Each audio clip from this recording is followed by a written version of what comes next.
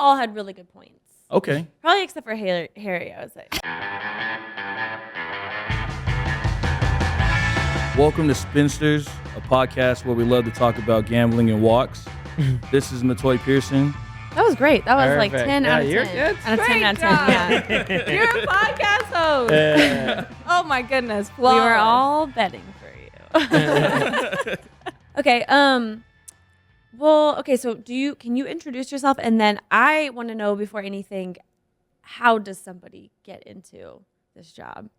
Well, my name's Motoi Pearson. I'm a senior trader at Wynn Bet.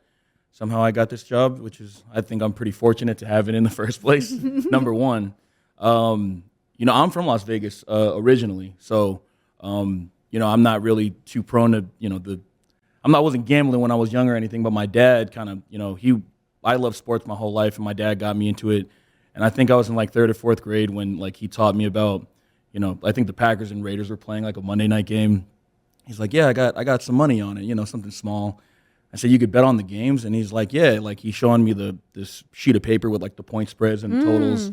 And I was like, this can't be right. I was actually more entertained with who made these numbers? How could the Packers be a 6-point favorite? He goes, oh, I don't really know. He's being honest with me. I'm a kid. I'm doing my homework next to him while he's watching the game. He's drinking a beer. And, I was kind of hooked from then on out. I wasn't gambling at the time, but I was paying attention to it while my dad was doing it. And when I got into high school, that's when I kind of started getting into some, pools and stuff like that for betting. And a lot of my friends love sports too. So that grew into me, getting out of college. I worked a bunch of retail jobs before I was 21. And then I applied for 15 casino jobs to be a writer, a sports writer. Oh, okay. The guys at the windows writing the tickets. And, lo and behold, I think I only got 2 interviews or whatever because I had no experience. And Caesars hired me, which was awesome because Caesars, pretty big name. Yeah. I was like, all right, I'm getting my foot in the Great door. start, yeah. I didn't have any aspirations of getting to being a odds maker or a risk manager or anything like that. So I think I was just fortunate for the people that I met. A lot of people that were my bosses and stuff like that. And I just got to know the lay of the land. I knew a lot about betting already. I knew a lot about, certain sports, niche markets. And, I kind of just rose through the ranks. I was a writer, then a supervisor at Rio. They kind of made me an admin, somebody that was grading the games that, after the games end, someone needs to grade them for people to get paid. Wow. And then I was just, I was all over the place until I ended up at Wynn Bet. What? Time out. Well, how do you grade You're a game? grading a Oh, my bad. Okay, so, Do you I don't know either. Oh, okay. yeah, my bad. Yeah, I think I'm just talking real fast. So No, it's good. I'm grading the games. so Okay. you get for sure. every sports book has a program that they use to obviously move the lines, manage the risk and stuff like that. So after a game ends, whether it could be a first half or a prop or whatever the case is, someone has to manually go in and put the score in 76-64. So when people are screaming about why this isn't graded, I'm trying to cash my ticket so I can make another bet. There's somebody that does that as a job in the back, in the trading room. So I went through all that stuff. I was at Rio, I was at Harrah's, back to Caesars. I was fortunate to be at Circa when that blew up. Circa's an awesome deal. But then a couple of my guys ended up at Wynn Bet. And, that was a big deal for me, and I love it, being here. So I think it was just kind of the experience I had through all the places that I was at. I've only been in the game for about 5 years, but, they trusted me enough to at least be, a senior trader here at Wynn Bet. That's amazing, that whole process. But I think we want to know, explain to us we're 5 because we are 101. This is beginner level. Okay. What do you do now to be able to set the lines? What is your day-to-day to do that? So I'm trying to, when I would get in, obviously, on a regular day, obviously it's a big time right now because of March Madness. Yeah. And it's kind of easier to book these games or to make the lines for these games, and I'll explain because, they're already made days in advance. So if I go into a regular day, maybe there's just NBA and NHL, you'd sit down, we have 3 different things that we always check. Our trading interface is which is what we use to move the lines. Don Best, which is a product to check the markets, where like all the sports books are in line to know where you should be at for all the games that are that have lines in it, and the tickers that we have to see the bets being made, so we can manage the risk on people making the bets, us checking the markets, and then us moving it on the trading interface. So that's basically like our holy trinity is what we call it in the back room. But to make the lines, it's not a really difficult process. If you're in there every day, it's almost like a case-by-case scenario. It's so nuanced that, obviously if the Suns and Bulls are playing, you got to know how they did, over the last 10 games. You got to have a power rankings built for all 30 teams just to make sure where you're at on the spread, and if you're fortunate enough to have an algorithm that makes totals, which is tougher, we have like 2 guys in the back that can do something like that for us as well. So usually the first thing we want to do is at least know that we're in market with a lot of the other books, because these lines are pretty solid already that they're betting into. And then we have to have our tickers up just to know who's betting on them so we can manage the risk appropriately. So, okay, let's say we're starting from the beginning. Is that fine? Am I? Yes, but I'm going more. Every time I explain it, I'm like, I feel like I'm doing something wrong. No. I do that all the time. Man, I'm like, man, this is not right. I feel As long as you know how to do it, that's all that matters. Right, yeah, We're just interested. Yeah. Okay, no, you're fine. No, you're doing totally. This is great. Okay, let's say you're starting fresh, right? You're going in. You're like, today I need to set a line for this game. Let's say it's Louisville, the best team of all time in the women's history of in all time. Yeah, I'd say yeah. overall and everything, but also especially this year women's college basketball. And out let's to say that Haley they're Von playing, Yeah.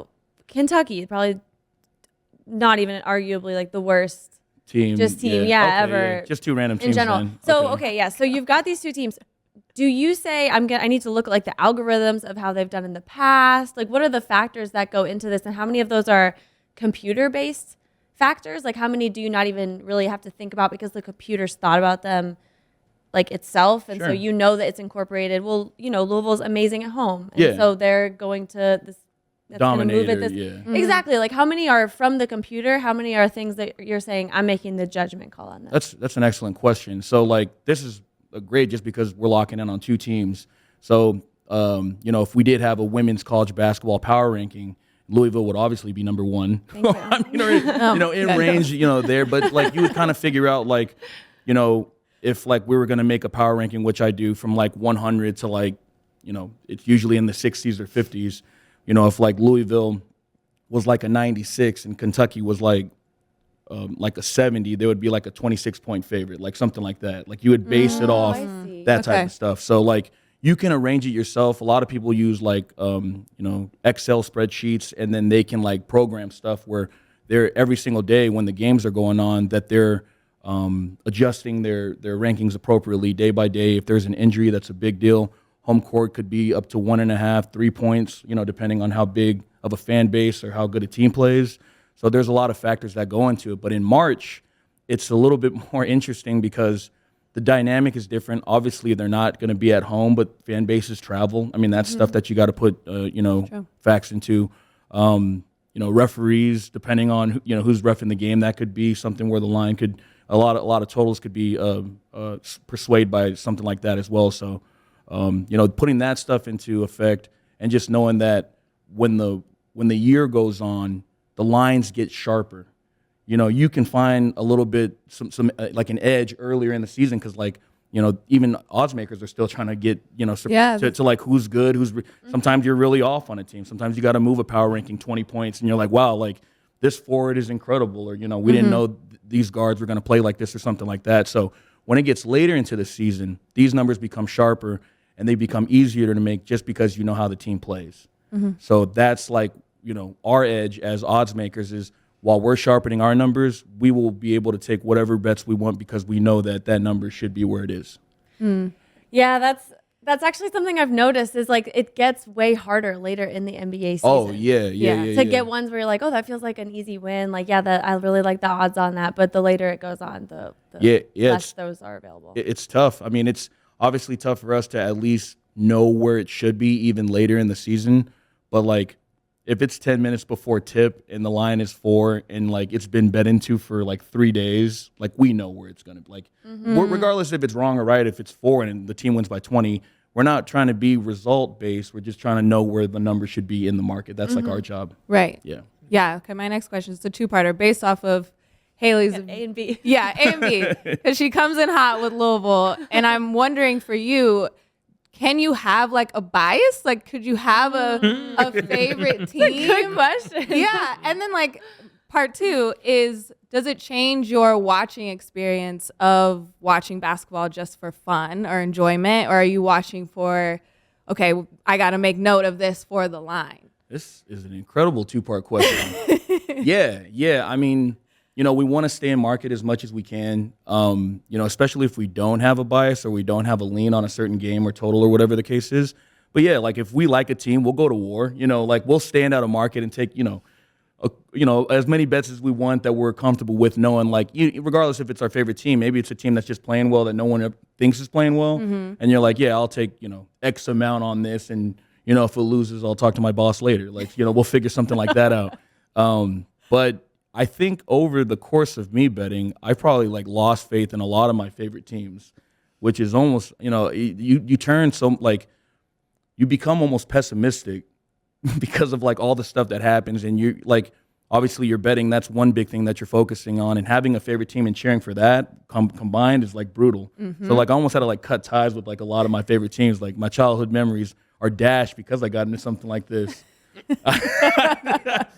It's like a sad story, I guess, but I still root for the teams that I like because my dad loves them. I love my dad for this stuff, but you just try to be in the moment with a lot of this stuff, and instead of being that biased as far as cheering for a team, that you like, even if there's no money on it. Yeah. If you can give us an example, what you were just talking about, sometimes you guys will ride for a team because you'll say, I know that the public is putting money on this side, but like it really should be here. Can you give us an example of a preferably basketball team that you've done with recently? Or like really anything other than probably soccer. Trying to figure out where. Hockey, so baseball. We were pretty heavy on Vermont in the. They played Arkansas. They lost by 4 a couple days ago, and I think it was my buddy Matt Lindemann. We were pretty heavy on Vermont. We thought they were pretty solid. We had them power ranked pretty high. Even though they play in a smaller conference, I think it's the America East. Nobody's watching that as much. No disrespect to the America East, where this going to be at. So it's just a fact. Right? Yeah. But I think the market opened like 6.5 or 7. It was like and like we had like 1 or pick. Like that's a pretty vast, through key numbers in basketball. 1 through or 2 through 7 are like real key numbers in basketball. When it comes down to a lot of free throws, if it's a close game, I mean, it could land within, that range. So, we tore that up. We were betting Vermont, like it was like, it was going out of style. And when we got the chance to open our line, we opened, I think 4.5, and I think the market was at like 6. So like, this is like the Don Best is the provider we use that looks at all the markets, and like everyone's painted -6, -6.5, -6. Various sports books that are in town, whatever the case is. But when you open 4.5, people are going to see that. People with the same product that can be bought by anyone, or they're going to bet it. Like, here you can lay 4.5 as much as you want. We're hoping that we're right, and the market trails down from 6 to 5 to where we're at. Like that's our legitimate job. Like if we're going to be good at it, we need to be on that side, and we need to hope that it wins when we take all those bets. So when it landed 4 and they didn't cover 4.5 and everyone bet 4.5, I mean, that's like a big deal for like a lot of the guys in the back, sweating out a game like that and making a decision where it's like our number's better than the market's number. And, there's been plenty of times where we've lost that too. But, for an example, that was like a big one for us as far as like us dictating the market. Yeah, that's great. That's exciting. Yeah, it's like you're having the same emotions of betting, except you don't actually have money on it. It's like your job and reputation. Yeah, 100%. That's exactly. So, I mean, I would say that might be a little bit bigger than the bank account. I don't know, sometimes. But, like, it's just depending on how much you're, like, willing to risk, for the company. Like, are you going to take this amount? Are you going to take this amount? I think, once again, if later in the season our numbers say this, like we're willing to go to war with, whatever opinions we have with the guys in the room. Were there any, like the whole time you've been doing this, any particular NBA teams you can point out that you really thought the way that the public did not think? Cavs and Grizzlies are like right off top are two teams that like boosted from, maybe in the mid 70s, 80s of their power ranking to like the 90s. Minnesota Timberwolves are probably in there as well. So those are like three big teams, and especially the Grizzlies because their core unit is awesome, even without Morant. I mean, they beat a team by 80 without Morant. No one talks about that. Yeah. They beat a team by 80 points. That did happen. And no one, they're like, oh, yeah, MVP. I'm like, well, they won by 80 against a professional team. Like, those, it's not like It was those the are Thunder, like big things. It's not like those are big things that we look into. We joke about that stuff in the room, just kind of like figuring out where a team should be. But like those type of things are huge. And it's our job to like get ahead of that, make a better, like, say if like the Suns were playing the Cavs in, January or something, or December. I think that's when the Cavs started to get hot. And like Suns are awesome. They're the best team in the NBA, I would say. I think that's like we have them power ranked pretty high. And like if the Suns were playing at home and the Cavs like were kind of, running pretty well, but no one really caught on. If the Suns were like a 9 or 10 point favorite, we would say like that might be like high. It should be like 7 or 6. Okay. So like, those were a few teams that we had to like make sure we got ahead of because, if even if you're market and you're wrong, like the bettors will tell you you'll pay for it. You'll pay for that stuff. What about the opposite in the sense that my Lakers, you thought we were going to be great. Oh man.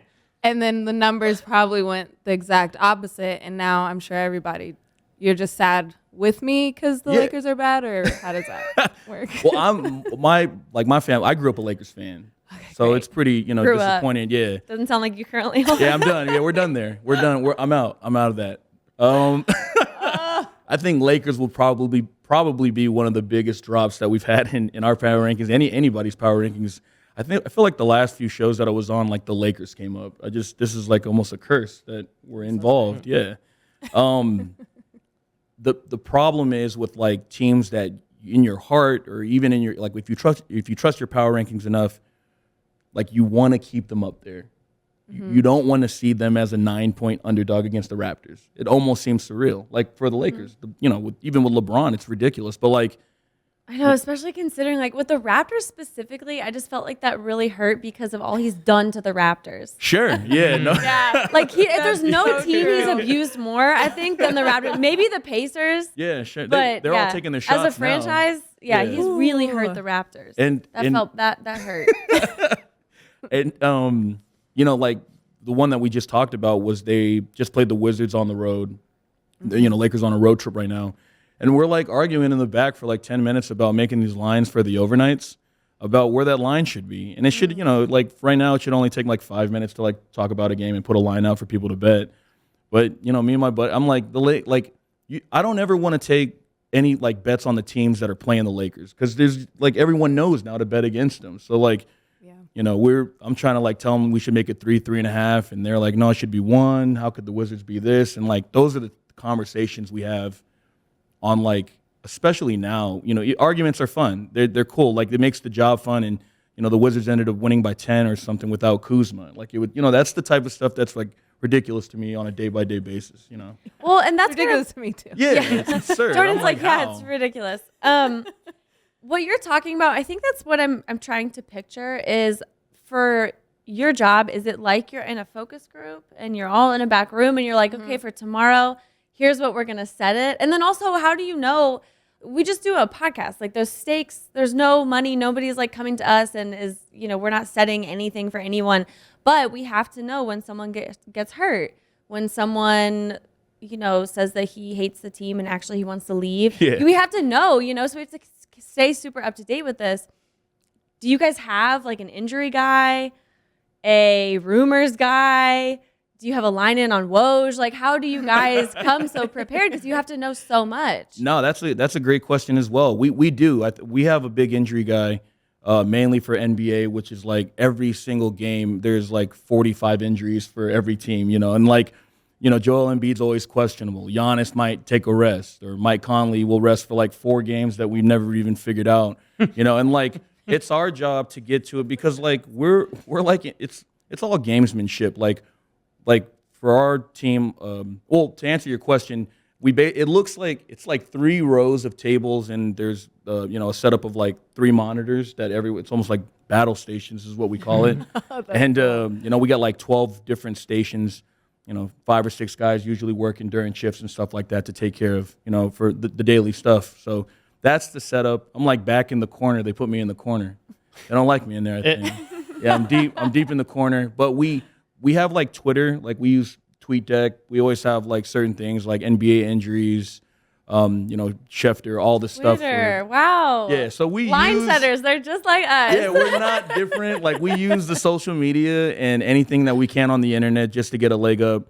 And like we have a lot of relationships with guys in the industry that might have information that can like tip us off about, hey, this guy might be out. Someone saying this or this. I mean, they're all rumors, but that's stuff that can help you. Like, you would, or like a few, like Tom Brady. Like, had we known, we wouldn't have got smoked on 30-1 by like 40 different guys if like we knew Tom Brady was going to come back. So like, those are small things we can like, get ahead of and move the line before we take, several bets that we're not trying to take. I think like a big thing in sports or in trading or risk managing is, yeah, it's cool to win to a lot of the stuff that your opinion is based on, but it's even more fun to like protect a lot of bets that you would get knowing that that injury was going to happen or this, like that stuff like no one really understands, and we think like we take pride into doing our job.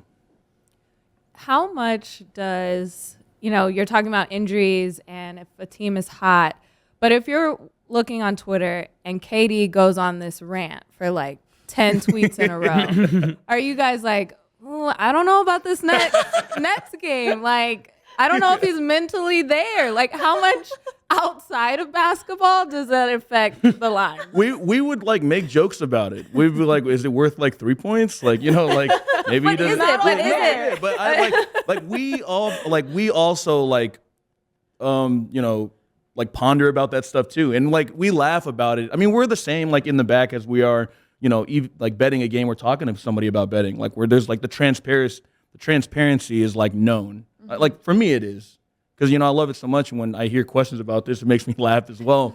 But yeah, like maybe we think there could be an issue with the Nets. It could be a locker room deal. Like maybe we do move at a point. Maybe the market does move off something like that. Like we don't like when a market moves and something like that happens. We're like, well, could it have been that? Like it's Yeah. like we want to be as professional about it, but like we want to have fun, and like that stuff is like a big deal as well. Yeah. Yeah. All I can think of is how Eric Bledsoe's "I don't want to be here" tweet changed a lot. Was that Running the Suns? around. That Was that team, the Suns? yeah, they were Suns. already awful. Those were the Earl Watson year, Yeah. singular. We year. probably would Yeah. have we probably would have bumped the Suns when Bledsoe left. We'd have been like, they're probably better without him. Yeah. Tough. It was so Brutal. We didn't need You're to. not wrong. We didn't need to I'm do that to totally him kidding. today. Yeah, no, Poor- I'm just But those are Eric like the jokes we Bledsoe. would say. We'd be like, How to "Ooh, the Suns say. might be better like off without that. Yeah. So, Sorry, Eric Bledsoe. We didn't have to drag you into that. I love Eric Bledsoe too. That was just obviously a joke. Yeah. I'm not even. I'm a kick saving a Butte. Yeah. Yeah. No, I mean, it's a big deal right now. Like as far as all the stuff that's going on in March Madness, I'm off today, so I'm very happy to just I kind was of like. wondering because you were talking about all this stuff, and I was like, "Do you have time to be here? Like, I don't want to I'm micromanage good. you." Yeah. I was told because my guy asked me to be to do the show with you guys, and you guys are awesome. I've seen like all your stuff on Twitter too, so thank I was you. like, I think I'm going to talk to them on my day off. I think that would be a pretty big deal for me as well. So Oh, thank yeah, you. no doubt. That's nice. Well, You don't wait, have to can say we that. can we hear some story? I don't even know how to like angle the story. Just something wild that has happened in this context of setting lines, gambling, maybe someone placing an enormous bet, maybe you being really right about something. I can't even fathom what the wildest thing that could happen to you in this job. Like, Yeah. I can't imagine what that would be. Man, I think we've seen so many bets, win parlays that we were like, wow, this is pretty incredible. We can barely even hit like 1 or 2 teams ourselves. I told this story on Chris Long's pod, The Green Room, and there was a 2-team parlay that came in late in the season of the NFL season. and it was a 2-team parlay. It was from a known bettor, a guy that he bets with us quite often, and he had a 2-team parlay. It was, I think it's for like $1,000 or whatever. I don't know if I can give out the money on this, or I did it anyway. So I was like, you just did it. Whatever, it's happening. Yeah. But he bet the Jags to win outright against the Colts. I think they were like 15-point underdogs. I think it was like 7 or 8 to 1, or I don't know. Maybe I'm giving too much credit on that, but it was they're pretty big underdog to win that game. Colts had to win to get into the playoffs, and obviously Wentz is out, so that was a big deal for us to see Wentz playing and losing. And then the second leg of the parlay was Raiders Chargers to tie, but not in OT to get to OT, so it's excluding overtime. And it paid like 6 figures. So specific. Yeah, I mean, well, it was such a big deal. I mean, this is another thing that we're talking about. There's an option to say I want to get them to tie, but yeah, like because we have a lot of like almost props like that you could bet. Right, that it's like the very particular ways. Exactly. Play out. Yeah, and because like they're already like branched out and named, and one says in OT and one says excluding OT. I mean, it's pretty solid on there, and that was what we were bugging out about, because I remember looking at it, I was like, oh, because like, people were making the joke that if the Chargers and Raiders tied, they would both get in. And I don't think that was the case, because I think the Steelers won and the Steelers would have been in. I forgot what happened. But that was the running gag. It was all over TV or whatever, all this was going on. And this guy bets it. I mean, he puts it together with Jags, who we didn't think had a chance. And, they won by like 30 points or whatever the case is. But that bet, I left work when that game was going on. I think I had Chargers. It never had a chance, myself personally. And I'm at Topgolf. I'm with like guys that we work with. It's one of my homies' birthdays. It's Matt's birthday, and we're watching. We're having a good time. We're drinking. That Matt? No, Matt Lindemann. Yeah. You'll meet Matt Lindemann soon. Yeah, he's like our top guy. That's my dog. But we're at his birthday. We're drinking. We're having a great time. And I think the Chargers are down by like 15 in the fourth quarter. And we were joking. We were like, the only team that can like tie this game down 15 with like 8 to go and then blow it in the OT is the Chargers, which is what they did. And we were like, well, this is ridiculous. Like we're talking about what this guy just won. It's like in 6 figures. It's a 2-team parlay. I mean, this, And he only bet 1,000. Just $1,000. Yeah. I mean, we were like, well, this is not good. We're like running right back to the bar. Like, no, we're good, man. Like, I'm not going to watch this game anymore. But that was like, as far as, bets go, like that were, because people are looking for the ones that you don't have to put 10 teams on. Mm-hmm. Yeah. 2-3 teamers that pay, 45 million car notes is what you're looking for. Like, that's the, and that bomb right there, like, will always sit with me, considering like how we were watching it. It was fun until it won. You were having so much fun. Yeah, and then I was like, well, So you weren't. I'm gonna take an Uber home, guys. Like, I'm out of here, man. So I actually got to go back to the win. But I've met, through my days of like writing, like I met like LaShawn McCoy, Rick Pitino, Louisville. That's my guy. And but I've seen plenty of guys bet with us. A lot of like figures that were like on YouTube and stuff come up to the window.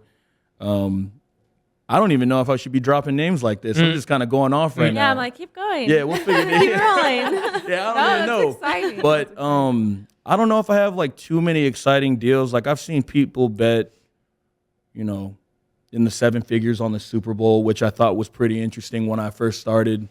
That just makes me nervous. It makes me so uncomfortable. If you have that much money, just do something. Do something nice. Well, I think it was like counting the chips or the money was very, I was like, am I gonna? I almost forget how to count. Like, there's so much going on. Yeah, it's like totally. 1, 2, 4. So like, yeah, I think it was just so much of seeing stuff like that. Like, it's not like I'm numb to it or anything, but like I understand it now. Like, if someone comes in and they're like, yeah, I want to bet $100K on this game, like I won't be like, oh, like what? I'm not gonna call my boss. I'm gonna be like, all right, what's the market at? What do we like? What day is it? These are, and then we can make a rash decision, or not a rash decision, but like a thought out decision, which I think the is opposite of rash. Yeah, Yeah, the opposite of what I just said.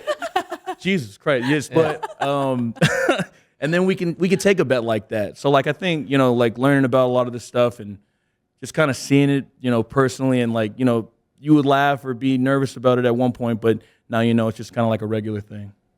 Actually, I have one more question. Do you have any more, Jordan? No, go for it. What is the like smallest thing that has ever played into a line? Like, because you just said what day of week it was, and to me that would never matter. Yeah, I think like the days matter for like the limits we have on said games. So like for NFL games, when we open them up on Sunday, that day of like when the Sunday night football game is on, like our limits will be like this on the side you can only bet 2,000, on the total you can only bet 1,000. You know what I mean? Like they're so because they're not matured yet. Like the line gets matured through the days. So like from Sunday, if someone bets like Bills -3 for like the limit for 2,000 or whatever, on that's on Sunday. If they bet it Thursday for like the other side for 10,000, for like that's two totally different bets. Like I see. That did not interpret you saying that way. No, my bad. I thought you were like, man, the Suns play like shit on Wednesdays, so we're that was only limits based. My bad. I apologize.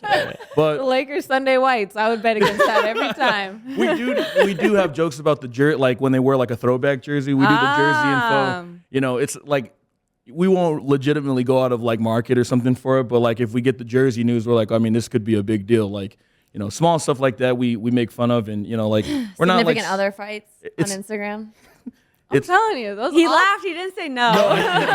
off-court stuff just as important. Yeah. You guys need consultants. We're up to date on literally every I'm argument. definitely going to be hitting you guys up now for sure. So, but yeah, like small stuff could get into it. I mean, it could affect anything. Like, the total could be a big deal if it's like, somebody, they got to their plane late, they got to a certain Travel, like stuff like that we can get into, where they didn't get to shoot around, maybe like when they usually do for 30 minutes. Like that's all big stuff that we take into account. So like if you're talking about small stuff like that, that could definitely affect like a line or a total. Yeah. Wow. This was great. Yeah, thank you so much. Yeah, no, I on your appreciate day it. off too. Yeah, We're I was honored. like super ill prepared too, so I was like, This is great. Yeah. This is great. What are you gonna do with the rest of your day? I don't know. I think I'm gonna head downtown and meet up with some people. It's like I've been in like the cave, our trading room for so long. I need to get like sunlight or something. So try to walk around and have a good time. Walk, yeah. Well, every time I see the sun, I smile, man. So I'm gonna be up and seeing, trying to get the sunlight on me as much as I can today. That's me working from home. I'm like, I gotta get out of here. You step outside for a walk. Oh yeah, just Go get like the mail. endorphins, just like man, stupid happy, man. Yeah. I remember during the pandemic when I started having the bright idea that maybe once a day I should take a walk. Yeah. And everything changed for me. I ran. I did not go outside before that. I ran like every day during the pandemic, and it was probably like the greatest time of my life to get in shape when everyone was inside. So I'm not even gonna say the joke. Say the joke. The pandemic was such a great time for me, and like I was still trying to be like safe, but like when I was outside, no one was outside. I was like, this is what I need. Like If you could And optimize my personal own. growth during the pandemic, you have nothing to be sorry about. That's I felt, when everyone was That's like, a yeah, man, I personal just kind of been success. inside, like playing games. I'm like, oh yeah, not me. Like I can't relate. I've been outside. Yeah, I'm seeing some other stuff. I'm seeing like flowers and trees that I've never seen. This is awesome. Like this is a great time in my life. And there was no sports either, so like my head was clear. Yeah. Didn't have to worry about like if like Wow. You weren't setting A's- the lines on the marbles and the No, Russian ping pong. no. I think my buddy was trying to give me like ping pong advice. He's like, no, I got a sleeper tonight, man. Like, bro, don't call me back for like 3 weeks. Like I'm not answering my phone for a long time. So like, I think once NASCAR got back into it, I kind of got like into the swing. Actually, the NFL draft was during that. It was like online or whatever.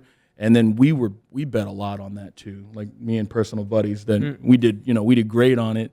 But I think that was like the most like I was pretty solid into. I think there was like KBO, the Korean baseball was in flight. Oh yeah. So people were handicapping that. It was like a wild time. But I think I was like happy just to keep my head clear of it, until that draft. But, like what I'm saying is like, I don't want anyone to like get into this. Like you need to go outside and be like get away from it for like a couple of days before you get back into the grind. Because when you're in it, I mean, you're in it. Like, you know, all these games going off, it's almost like after you take a rough loss or whatever, like during March Madness or any day, like you're like on to the next game. You got to have like a short memory for stuff like this. To the guy who we saw at the roulette table yesterday who kept walking to and from and just putting down $1,000 chip and losing, go outside. Please. Yeah, get you some sun, man. Then you can come back and put whatever chips you want on the felt, man. So, yeah. Thank you so much. We appreciate it. I appreciate so it. much. Thank This you. was so fun. Thanks, Thank guys. you. And before we kill the mics. Oh wait. Oh no, I was gonna. Please do the Villanova question. Well, I can do that. And or the Gonzaga. but yes, I wasn't talking about that, but I do actually have a question for you. I'm wondering if you can set a line in real time for me. I won't hold you to it. I'm gonna leave, man. You I heard what I like, just said. This is my day off. I'll run out of here, dude. I'll run. just a really it would mean a lot to me and my one friend Isaac. Me and my friend Isaac made a bet in 2016 that I bet him $2,000 that Gonzaga men's basketball will not win a championship in 25 years. Oh my Lord. No, I feel amazing about it. Here's my question. Can you handicap that? Can you handicap it at the time when I made the bet? And remember, Is that just a straight up bet? yeah, just Oh man, yeah, they didn't get no odds. That's kind of like you already got a leg up. Or you should actually you should be winning like $100K on something like that. I know. But what I will win is pride. Yeah, I that's think good once enough. it ends up happening. Sometimes pride is all you have left in the morning. Right. So if you were to like what? Yeah. So what should have been the line instead of +1? Even money. Oh man, it's got to be. I mean, 1,001. I think just for starters. Like, yeah. Oh my I don't God, even know. It should Harry? just be like, But what about knowing what we know about Gonzaga not having the juice? right. Yeah. That's. I mean, we lose. Like we also booked for Gonzaga not to win at Wynn Bet.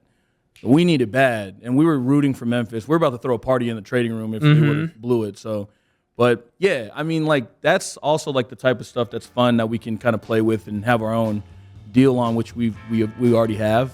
But it's hard to like something for like 25 years, man. Like I don't know if like Einstein could come up with like the right odds on something like that, man. No, what about knowing that Gonzaga has really small classes and like there's like 5,000 kids that go to that school? That's That's a nothing school to to me. That's a school for babies. I've been to 3 Gonzaga games in Vegas this year alone. Probably 100 people go. Well, no, Their whole everyone student body. goes. Everybody's there at the games, and I'm like, this is everyone from Spokane. Right. Like everyone in one arena, and like they fill it up, and I'm like, this is every single person from that town. Yeah, I think Probably about high it in school my kid. head at least. The Like, St. Peter's has like what, 2,000 people? Right, but Beat they have, Kentucky, because that's a real school for babies. of course it is. But St. Peter you know what I Peacocks. mean? Catching straight. They won right again. They now. won again today. All right, well, thank you. Okay, I So should 1,000. 1,000. I think that we'll start there. Yeah, I'll give you a call if I get the math. Going, yeah, take some walks. Yes, Go we outside. will not hold you for your fresh air. Thank you No, so you're much. good. Thank you. Yeah. Appreciate it.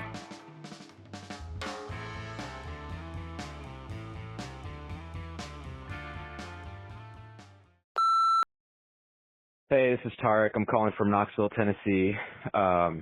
And my take is free Liz fucking Cambage. Free Liz Cambage. I want to see her play more point guard. She's a fucking point guard. She said it herself at the All-Star game. I'm an Aces fan. I'm heartbroken that she's not on the Aces, but maybe now, in LA, she'll play some point guard. I want to see that 6'8" fucking handle. She's basically the WNBA's Magic Johnson, and they just won't let her play the position she's meant to play. Free Liz Cambage. That's it. Shout out to both of you. Congrats on everything. Bye.